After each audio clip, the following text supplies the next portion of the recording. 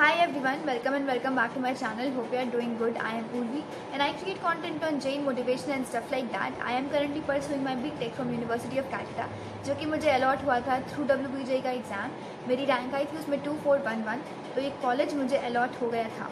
आज हम लोग रिव्यू करने वाले हैं KGEC का, जो कि WBJ के एग्ज़ाम के थ्रू ही अलॉट होता है और इसका जो पूरा नाम है वो है Kalyani government engineering college.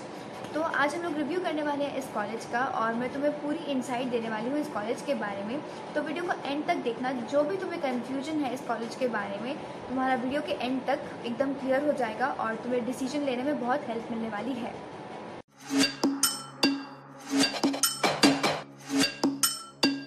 KGEC एक गवर्नमेंट कॉलेज है. इसके नाम से ही हमें पता चल रहा है कि ये एक गवर्नमेंट टाइप का कॉलेज है और ये कॉलेज जो है वो स्टैब्लिश हुआ था 1995 में.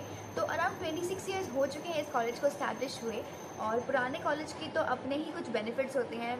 लाइक एलम बेस काफ़ी अच्छा है इस कॉलेज का.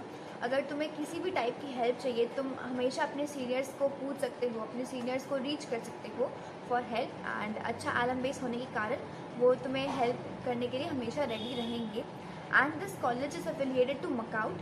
मकाउट से काफ़ी सारे कॉलेजेस जो हैं वो अफिलिएटेड हैं and KGEC is one of them. Case of KGEC यहाँ पे तुम्हें अलग अलग डिपार्टमेंट्स के लिए अलग अलग फ़ीस देखने के लिए मिलने वाली है.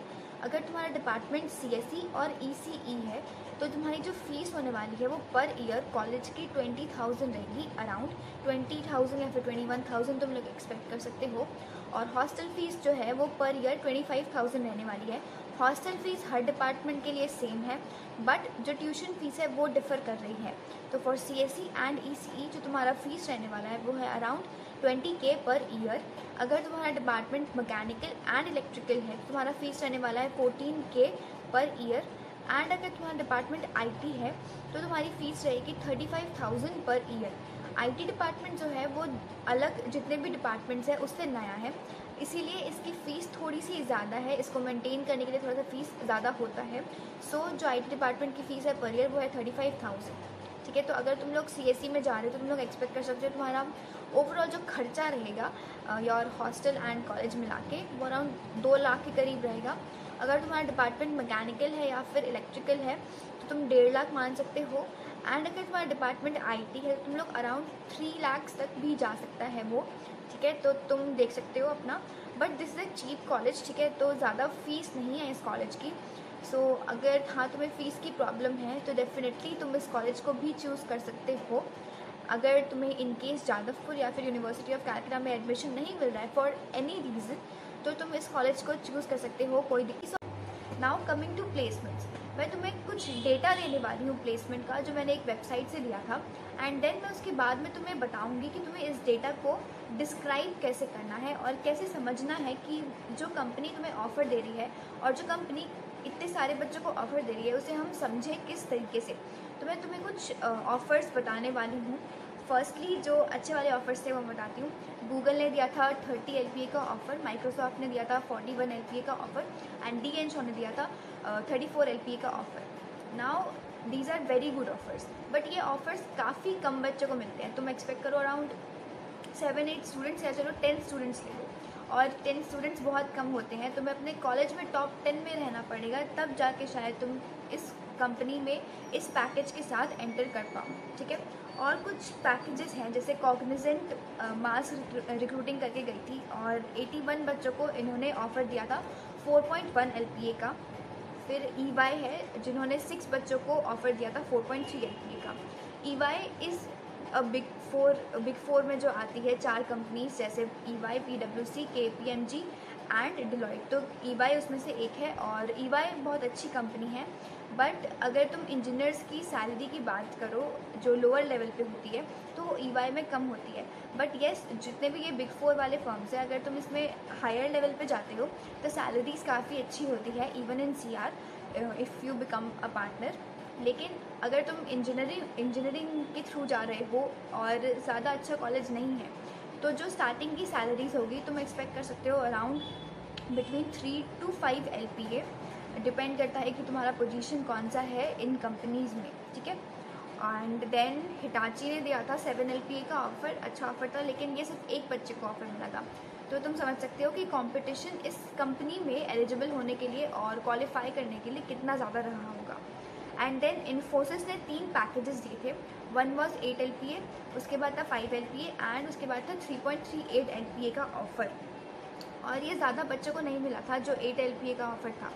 तो अगर ज़्यादा का कोई कंपनी पैकेज दे रही है तो उसके लिए कंपटीशन ज़्यादा होगा ऐसे कॉलेजेस में, ये तुम्हें ध्यान रखना है। देन कृति इलेक्ट्रॉनिक्स ने दिया था 3 बच्चों को 4.8 LPA का ऑफ़र। TCS डिजिटल ने 18 बच्चों को 7 LPA का ऑफ़र दिया था। और TCS निंजा ने मास रिक्रूटिंग की थी एंड 3.36 LPA का ऑफ़र दिया था। देन कॉग्निजेंट नेक्स्ट ने दिया था 6 LPA का ऑफ़र 2 बच्चों को, जो कि ज़्यादा मतलब ठीक ठाक ऑफ़र है, लेकिन ज़्यादा बच्चों को नहीं मिला था। तो मैं तुम्हें ये इसलिए बता रही हूँ ताकि तुम्हें पता चले कि to get a good offer from this college थोड़ा सा तुम्हें ज़्यादा कंपटीशन फेस करना पड़ेगा। अब तुम्हारे मन में आ रहा होगा कि हाँ हम मेहनत कर लेंगे और हम टॉप 20 टॉप 10 में आ जाएंगे। बट तुम सोचो, जब तुमने JEE के लिए प्रिपेयर करना शुरू किया था एंड इवन फॉर WBJEE का एग्ज़ाम, तो क्या तुमने एक्सपेक्ट किया था कि तुम्हारी रैंक अराउंड 2000 या 3000 आएगी? तुमने तो एक्सपेक्ट किया था कि मेरी रैंक एकदम टॉप में आने वाली है। बट सम हाउ तुम्हारी रैंक गिर के 2000-3000 पे आ गई, तभी तुम इन कॉलेजेस के बारे में सोच रहे हो, राइट? सो अगर अभी तुम जाके ये चीज़ सोच रहे हो कि ठीक है मैं कॉलेज में जाके टॉप 10 टॉप 20 में आ जाऊँगा और ये ऑफ़र ले लूँगा, तो ये गलत तरीका है सोचने का। तुम्हें अभी एक्सपेक्ट नहीं करना है। अगर तुम ये कॉलेज में जाने का सोच रहे हो तो तुम्हें बस एक्सपेक्ट करना है कि मुझे जो ये मास रिक्रूटिंग वाला ऑफ़र है वही मिलने वाला है। अगर तुम टॉप 10 में आ जाते हो तो वो अच्छी बात है, बट तुम ये चीज़ एक्सपेक्ट नहीं कर सकते हो पहले से ही, ठीक है? और जो लर्निंग्स मिली है तुम्हें JEE के प्रिपरेशन से, तुम्हें वो जाके अपने कॉलेज में अप्लाई करनी है if you are going to KGEC या फिर सिमिलर कॉलेजेस, ठीक है? अब आते हैं कुछ क्वेश्चंस पे, जैसे कि अगर तुम्हें KGEC अलॉट हो रहा है एंड नॉर्थ ईस्ट वाली NITs अलॉट हो रही है।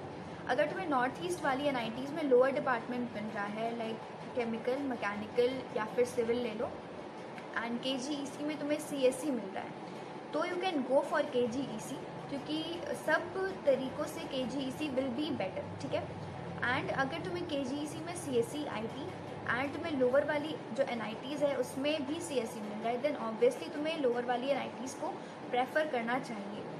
देन अगर तुम्हें KGEC में CSE IT मिल रहा है एंड अगर बिट्स में तुम्हें लोअर डिपार्टमेंट मिल रहा है लाइक B Pharma, तो मैं बोलूँगी कि go with KGEC, because bits में तो एक तो फीस बहुत ज़्यादा है, ठीक है? इट्स अराउंड 25 LPA टू मतलब 25 लाख टू 30 लाख, ठीक है? अगर तुम 4 साल की मिला दोगे तो उतना पैसा देने के बाद तुम्हें शायद 6-7 लाख की वहाँ पे जॉब लगेगी। तो जस्ट फॉर द टैग तुम नहीं जा सकते हो। और अगर टैग भी होता है तो एक यार डिसेंट ब्रांच तो होनी चाहिए ना। तो अगर तुम्हें B Pharma या फिर सिविल मिल रहा है तो थोड़ा सोच के जाना बिट्स में। और अगर तुम्हें IITs में कोई भी ब्रांच मिल रही है देन गो विथ IIT, फिर KGEC को चूज़ करने की ज़रूरत नहीं है। एंड यही कुछ कंपेरिजन्स थे जो मुझे लगा कि शायद तुम्हारे दिमाग में डाउट हो सकता है अभी काउंसलिंग के टाइम पे, तो मैंने सोचा मैं इसे क्लियर कर देती हूँ। और अगर तुम्हें कोई भी अदर डाउट है रिगार्डिंग दिस तो तुम मुझसे पूछ सकते हो, ठीक है? और यही बताना था मुझे about the placements and all. अगर तुम्हें कोई कन्फ्यूजन है then you can ask me. And if अगर तुम्हें वीडियो अच्छी लगे तो वीडियो को लाइक करना, चैनल को सब्सक्राइब करो। Till then take care, bye bye.